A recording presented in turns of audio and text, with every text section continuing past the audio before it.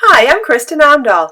I'm a creative entrepreneur embracing every aspect of life with artistic intention. Join me as I share the way I live and all the tips and tricks along the way. Allow me to inspire you to do the same. Please like, share, or comment on my videos. I'd love to hear from you. And if you subscribe to my channel, you'll be first to know when there's something new.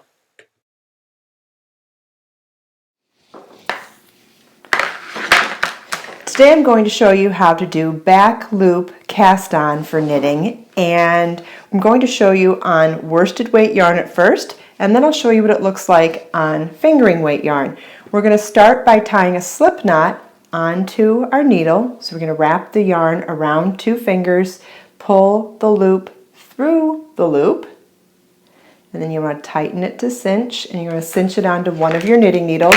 I'm using circular needles, so it's just adding it onto one side of it. Now, one of the beauties of back loop cast on is that you don't need to know how much yarn you need for your tail. You're just working with the working yarn. So this works for buttonholes or for a loose cast on because it doesn't require a whole lot, it doesn't have a whole lot of structure.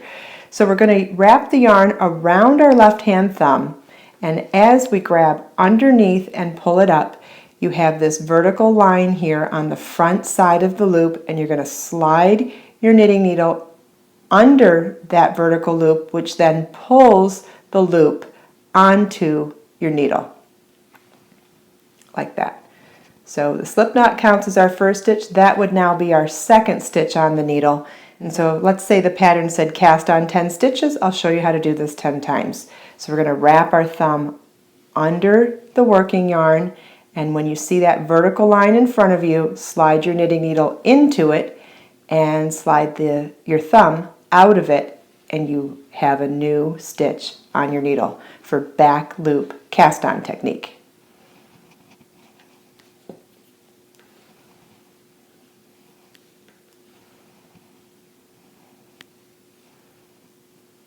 So keep doing that for a total of 10 times. Remember, your slip knot counts as your first stitch, so when the pattern says cast on 10, that counts as the first one.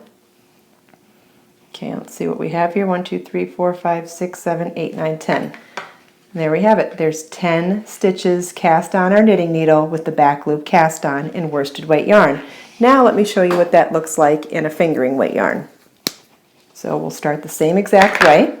We'll start with a slip knot, and we'll wrap the yarn around our fingers and then pull a loop through the loop. And that's a slip knot. We're going to slide that onto a knitting needle. I'm using circular, so it means one end of the needle. If you were using straight needles, you would insert it onto one of your needles.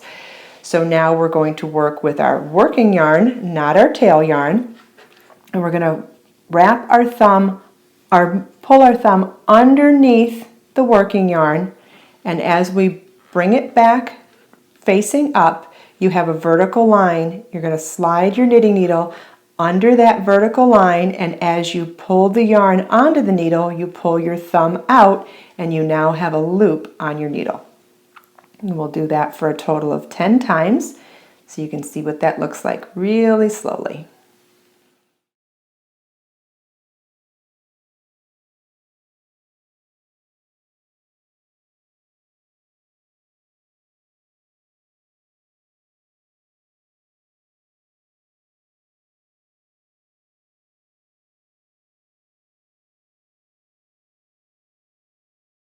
There's not a whole lot of structure to back loop cast on, so this is great for a loose cast on. It's also great for buttonholes because you don't need to have a secondary piece of yarn to cast on stitches in the middle of your work.